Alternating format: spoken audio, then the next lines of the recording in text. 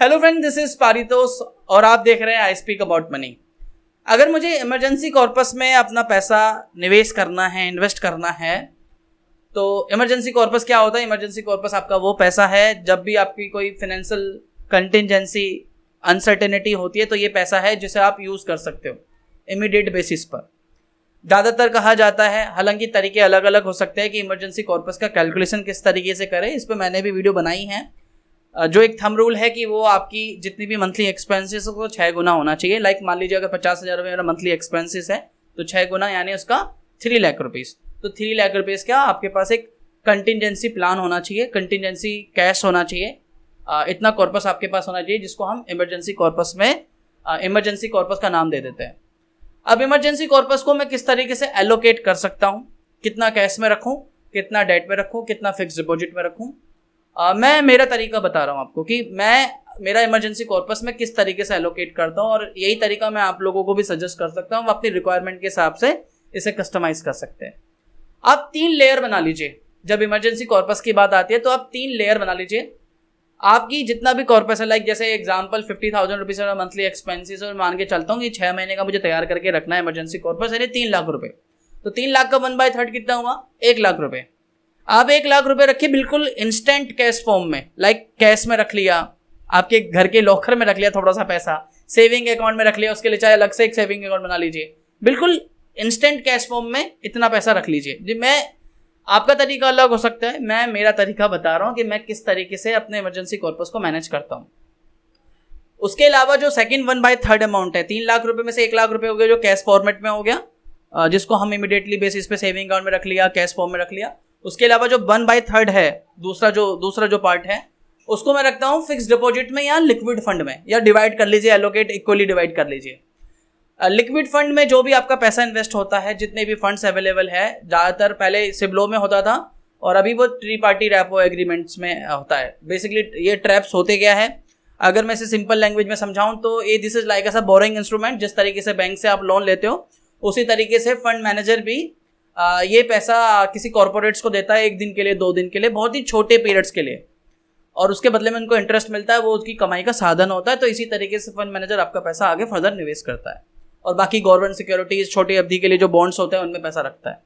तो जितने भी ज़्यादातर लिक्विड फंड्स होते हैं लगभग उनकी सिक्योरिटीज लगभग सेम है, ज़्यादातर सबकी सेम है, क्योंकि जो इनकी जो सिक्योरिटीज है लिक्विड फंड्स की, जहाँ ये पैसा डाला जाता है वो यूनिवर्स लिमिटेड है। तो कोई फर्क नहीं पड़ता कि आपने आईसीआईसीआई प्रूडेंशियल का लिक्विड फंड लिया या आपने एचडीएफसी का लिक्विड फंड लिया। कोशिश कीजिए जिसका फंड साइज ज़्यादा बड़ा हो वो ज़्यादा बेटर होगा। किसी छोटे फंड साइज के साथ जाने के ज़्यादा बेटर होगा कि लिक्विड फंड में आप बड़े फंड साइज के साथ में जाइए। मैं प्रेफर करता हूँ आईसीआईसीआई प्रूडेंशियल लिक्विड फंड। कोई स्पॉन्सर्ड वीडियो नहीं है कि आपकी जरूरत नहीं है कि आप आईसीआईसीआई कीजिए, आप एचडीएफसी भी कर सकते हो, आईडीएफसी भी कर सकते हो, कोई दूसरा भी कर सकते हो। इसमें अभी लिक्विड फंड्स में पहले काफ़ी सारे ऑप्शंस नहीं आते थे, अभी तो काफ़ी सारे ऐप्स है जहाँ पे आपको इंस्टेंट लिक्विड फैसिलिटी मिल चुकी है। मतलब एक 1 टैप करते हो वो पैसा विदिन 5 मिनट्स आपके अकाउंट में ट्रांसफर हो जाता है। ऐप्स बहुत सारे हैं, पेटीएम मनी भी है और भी बहुत सारे ऐप्स है, ग्रो में भी होता है, और I don't know about the other apps. मैं पेटीएम मनी, ईटी मनी और आपका ग्रो, कुबेरा, हर जगह मोस्टली अवेलेबल है। जहाँ आप अपने हिसाब से देख लेना, जहाँ पे रेगुलर ऑप्शन ना मिलके डायरेक्ट प्लान्स मिले वो ज़्यादा बेटर ऑप्शन होगा। तो कोई सा भी ऐप यूज़ कर सकते हो आप। तो मैं ये ऑप्शन यूज़ करता हूँ इंस्टेंट लिक्विड वाला। तो थोड़ा सा पैसा लिक्विड में, थोड़ा सा पैसा फिक्स डिपॉजिट में। अब उसके अलावा जो 1/3 बचा, लास्ट जो थर्ड पार्ट बचा, उसको मैं इन्वेस्ट करता हूँ डेट फंड्स में। कौन से डेट फंड में? Ultra short duration date funds में। यहाँ पैसा आपका बहुत ही छोटी अवधि के लिए गवर्नमेंट सिक्योरिटीज में, कॉर्पोरेट्स को पैसा इन्वेस्ट किया जाता है और ये पैसा रोटेट होता रहता है। आज मतलब आपने जो पैसा इन्वेस्ट किया, फंड मैनेजर ने उठा के उस पैसे को आगे किसी दूसरे कॉर्पोरेट्स को जिसकी रेटिंग्स अच्छी है उसको वो पैसा दिया, उसके बदले में इंटरेस्ट मिला। मैं सिंपल लैंग्वेज में समझाने की कोशिश कर, उसको लोन दिया, उसके बदले में इंटरेस्ट मिला, वो पैसा फिर दोबारा उनके पास आया, मान लीजिए 6 महीने में, और 6 महीने के बाद फिर दोबारा दिया। तो ये रोटेशन साइकिल चलती रहती है। लेकिन ये जो लोन की अवधि होती है, बोरिंग की जो अवधि होती है, ड्यूरेशन होता है, वो बहुत छोटा पीरियड होता है, तो उसमें रिस्क कंपेरेटिवली बहुत ही कम होता है। तो 1/3 पार्ट रख सकते हो आप ये। अब यहाँ पे आप ये सवाल हो सकता है कि सर देखो, एक चीज समझनी होगी, जब इमरजेंसी कॉर्पस की बात आती है तो हमारा जो मेन प्राइमरी ऑब्जेक्टिव है वो है कैपिटल प्रिजर्वेशन। रिटर्न्स हमारा ऑब्जेक्टिव नहीं है। ऐसा नहीं है कि भाई आज स्टॉक मार्केट नीचे गिरा हुआ है, एक काम करते हैं अभी पैसा डाल देते हैं, 6 महीने के बाद डबल हो जाएगा या 20-25% रिटर्न बन जाएगा, फायदा होगा, ऐसा मत करना।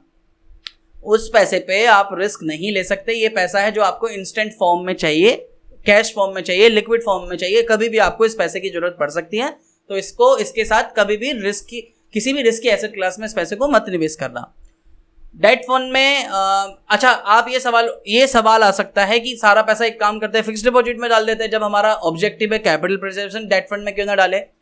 तो देखो, मैं 1/3 अपना अमाउंट डेट फंड्स में क्यों डालता हूं, ताकि मेरा जो ओवरऑल ये किटी है ना, जो इमरजेंसी कॉर्पस की, इसका जो रिटर्न है मैक्सिमाइज भी हो सके और मेरे को टैक्स का बेनिफिट भी मिल जाए। टैक्स बेनिफिट कैसे, कि जो भी आप फिक्स डिपॉजिट में पैसा रखते हो उस पर आपको जो भी इंटरेस्ट मिलता है वो एक्यूरेट इंटरेस्ट पे आपको टैक्स पे करना पड़ता है। मान लीजिए अगर आप हायर इनकम टैक्स स्लैब में आते हो तो आपको जो भी आपकी टैक्स स्लैब होगा उसके मुताबिक आपको टैक्स पे करना पड़ेगा।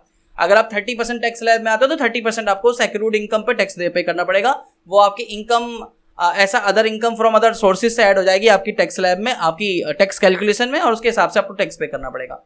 डेट फंड्स में जब भी आप पैसा रिडीम करते हो तब आपको टैक्स पे करना पड़ता है, वो भी अगर आपने 3 साल के बाद इस पैसे को रिडीम करते हो तो आपका इसमें जो आपका अगर प्रॉफिट बनता है, प्रॉफिट ही बनेगा, तो वो आपका लॉन्ग टर्म कैपिटल गेन होगा, उस पर आपको long term capital gain tax देना पड़ेगा।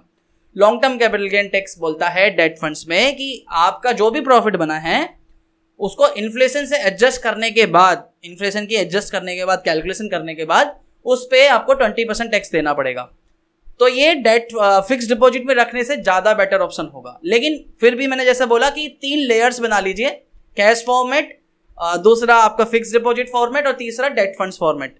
तो इस तरीके से आप अपना टैक्स भी थोड़ा काफ़ी हद तक बचा पाओगे और आपके रिटर्न्स भी थोड़े से कंपेरेटिवली बेटर होंगे इन कंपेयर टू अगर ये सारा पैसा आपने सेविंग अकाउंट में डाल दिया या आपने फिक्स डिपॉजिट में डाल दिया। तो मैं इस तरीके से इमरजेंसी कॉर्पस मैनेज करता हूँ। 3 लेयर, पहला लेयर कैश फॉर्मेट में, सारा वो पैसा कैश फॉर्मेट में रखता है 1/3 ऑफ माई अमाउंट, जिसमें कैश में रख लिया, सेविंग अकाउंट में रख लिया। दूसरा जो लॉट है 1/3 का, उसको मैं रखता हूँ फिक्स डिपॉजिट में या इधर लिक्विड फंड में। लिक्विड फंड में अभी instant liquid facility options available है, मैं ऐप्स यूज़ करता हूँ, इंस्टेंटली टैप करता हूँ तो वो पैसा विदिन 5 मिनट्स वो पैसा मेरे अकाउंट में ट्रांसफर हो जाता है।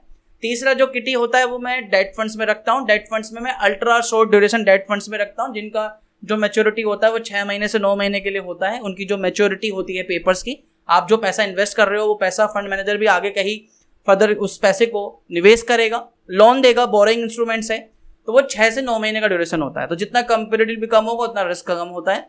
तो इस तरीके से आप अपने इमरजेंसी कॉर्पस को मैनेज कर सकते हो। आपके भी मन में अगर कोई सवाल है तो ये क्वेश्चन एंड आंसर्स का भी एक सीरीज चला रहा हूँ मैं, नीचे कमेंट करके मुझे जरूर पूछिए कि आपके मन में क्या सवाल है। जो भी आपके डाउट्स होंगे आई विल ट्राई कि मैं उसको आने वाली वीडियोस में उसका आंसर देने की कोशिश करूँगा। ये सवाल मुझे किसी ने पूछा था इसलिए मैंने इसका आज आंसर दिया। आई होप इस वीडियो से कुछ हेल्प मिल पाएंगी। अगर ये वीडियो किसी भी तरीके की आपकी मदद कर रही है तो लाइक कीजिए, चैनल सब्सक्राइब कीजिए और हम मिलेंगे फिर नई वीडियो में। तब तक के लिए धन्यवाद। वंदे मातरम।